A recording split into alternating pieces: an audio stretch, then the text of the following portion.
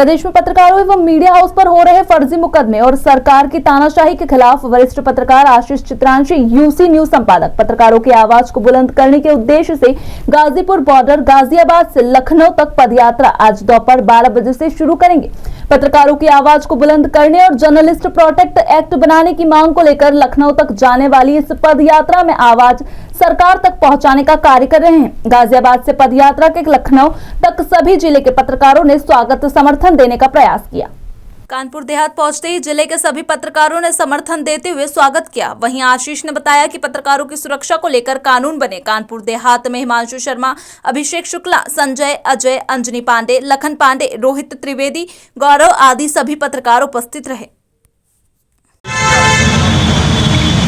देखिए, सबसे पहले तो मैं आपको साधुवाद दूंगा आपकी कर्मभूमि में पहुंचकर, कानपुर देहात अकबरपुर में पहुंच करके जो आप लोगों से ऊर्जा प्राप्त हो रही है वो इस यात्रा को सफल अंजाम तक पहुंचाने में मदद करेगी, ये मुझे पूरी तरह से विश्वास है। रही बात इस यात्रा का मकसद क्या है, इस यात्रा के दो मकसद।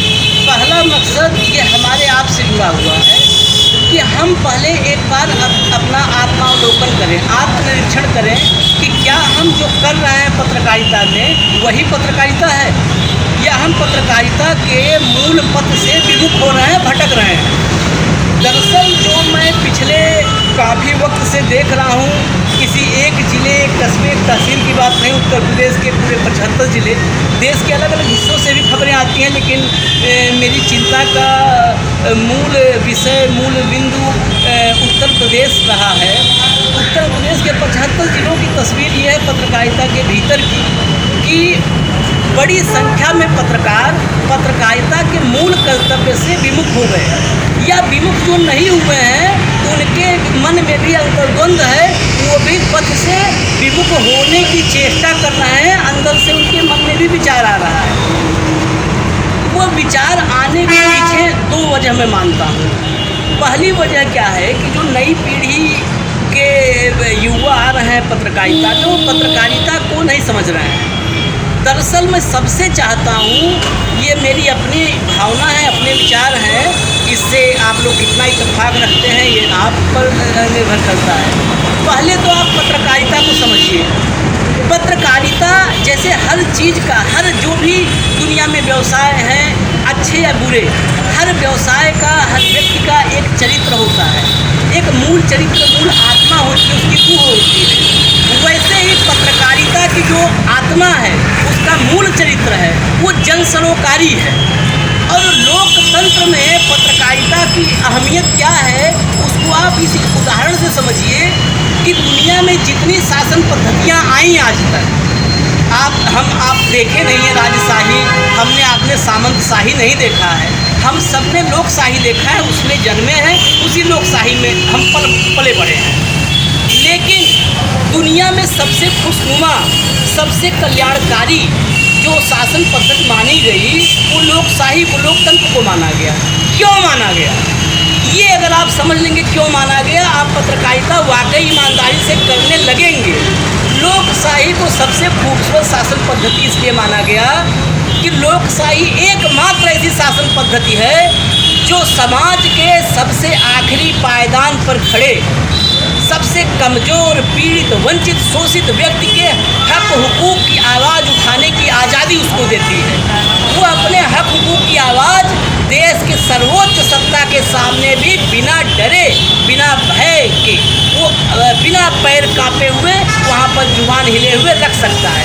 अब आप बताइए कि रास्ते में जैसे मैं छोटे कस्बों से होते हुए आ रहा हूँ, उन जगहों पे वहाँ के रहने वाला आदमी, गरीब, पीड़ित, वंचित, शोषित व्यक्ति, वो अपने हक हुकूक की बात जा कर के दिल्ली में 10 जनपद पर या प्रधानमंत्री के वर्तमान निवास में या राष्ट्रपति भवन में तो जाएगा नहीं अपने हक हुकूक की बात कर रखने, या जा नहीं सकता है। तो लोकतंत्र की इस खूबसूरती को अमली जामा पहनाने का दायित्व किसका है? पत्रकारिता का है, पत्रकार का है। उस जो समाज के आखिरी पायदान पे जो खड़ा व्यक्ति है, उसके हक हुकूक की आवाज़ उठाने का माध्यम कौन है? वो आप लोग हैं। यानी इस लोकतंत्र की मजबूती के सबसे महत्वपूर्ण कड़ी आप लोग। अब उस महत्वपूर्ण कड़ी को अगर आप बनाए रखना चाहते हैं तो सिर्फ आपको जन सरोकारी पत्रकारिता करनी होगी। जन सरोकारी पत्रकारिता, जो मैंने कहा कि जन सरोकारी पत्रकारिता ही पत्रकारिता की रूह है, आत्मा है, तो जन सरोकारी पत्रकारिता करिए। यह संदेश पहला लेकर के चला मैं। अब जो भटकाव आया है, उस भटकाव की वजह से कई वजह है भटकाव के। कहीं लोभ है, कहीं भय है। भय लोभ सबका सम्मिश्रण है इस भटकाव के पीछे। अब इस भटकाव के दौर में जो कुछ चुनिंदा पत्रकार ऐसे हैं, हर क्षेत्र में हैं, जिले में, कस्बे में, गांव में, जहां भी हैं पत्रकार, कुछ ऐसे पत्रकार हैं जो अभी भी ईमानदारी से अपने दायित्व को निभा रहे हैं, जो ईमानदारी से लोगों के हक हुकूक की बात कर रहे हैं, सिस्टम में, समाज में जो खामियां हैं उसको उजागर करने का काम कर रहे हैं। ऐसे लोग जब एक बड़ी संख्या अपने पथ से विचलित हो चली है, तो जो अपने पथ पर कायम है, डिगा नहीं है, अडिग है, वो अब सिस्टम के अधिकारियों के, नेताओं के आँख में खटकने लगा है।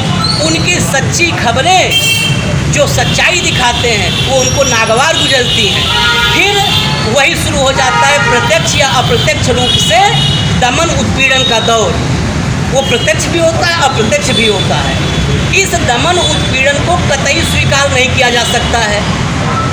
अगर पत्रकारिता की जुबान बंद करने की कोई कोशिश कर रहा है, कलम को कुंद करने की कोई कोशिश कर रहा है, तो वह सिर्फ पत्रकारिता को रोकने की, दबाने की कोशिश नहीं कर रहा है, वो लोकतंत्र को दबाने की और कमज़ोर करने की कोशिश कर रहा है। और ये लोकतंत्र हमारे पूर्वजों के अगणित कुर्बानियों, बलिदानों के बाद ये डेमोक्रेसी आई है। इसको चंद लोगों के महत्वाकांक्षाओं की वजह से हम उस लोकतंत्र को कमज़ोर नहीं होने दे सकते हैं। इसलिए आप सभी एकजुट होकर के जन सरोकारी पत्रकारिता करिए। और मैं पूरे विश्वास से कहता हूँ, जिस दिन पत्रकारिता की ये जमात, ये जो पत्रकार हैं यहाँ पर, जैसे इतनी बड़ी संख्या में जो दर्जनों पत्रकार हैं, अगर आप सभी जन सरोकारी पत्रकारिता करने लगिए तो मैं दावे से कहता हूँ इस ज़िले में भी यहाँ के भी अधिकारी जो बैठे होंगे वो भी सुन लें, किसी अधिकारी के भीतर, किसी अधिकारी या IPS या प्रदेश में बैठा हुआ कोई मंत्री, कोई नेता, किसी की साहस नहीं कहता हूँ, दुस्साहस, जुर्रत नहीं है कि सच्ची पत्रकारिता करने पर किसी पत्रकार के गिरेबान पे हाथ डाल सके। लेकिन ये पत्रकारिता जब एकजुट होकर के पत्रकार ईमानदारी से पत्रकारिता करेंगे, तब ये ताकत हम में आएगी। हमारे बीच जो कमियां हैं, उन कमियों को भी मैं आप लोगों से और चर्चा करूंगा, लेकिन एकजुट होकर के जन सरोकारी पत्रकारिता करिए। उसके अलावा मैं लखनऊ पहुंच रहा हूं। लखनऊ पहुंचते यहाँ तक कि कल तक हो सकता है फाइनल ड्राफ्ट रेडी हो जाए। जो ज्ञापन की ड्राफ्टिंग चल रही है उसमें मुख्य मांग है जर्नलिस्ट प्रोटेक्शन बिल लाया जाए, पत्रकार सुरक्षा कानून की ज़रूरत क्यों महसूस हुई वो भी बताता हूँ। उसमें कई क्लॉज, सब क्लॉज रहेंगे। जो महत्वपूर्ण 2-4 बिंदु जो अब तक मैंने सोचा था और जो मेरे साथी तैयार कर रहे हैं, कुछ मेरे वरिष्ठ सहयोगी भी इस काम में लगे हुए हैं, जो 3-4 दशक से पत्रकारिता। ताज़ा खबरों के लिए सब्सक्राइब करें हमारा चैनल, बेल बटन दबाएं और खबरों की नोटिफिकेशन पाएं।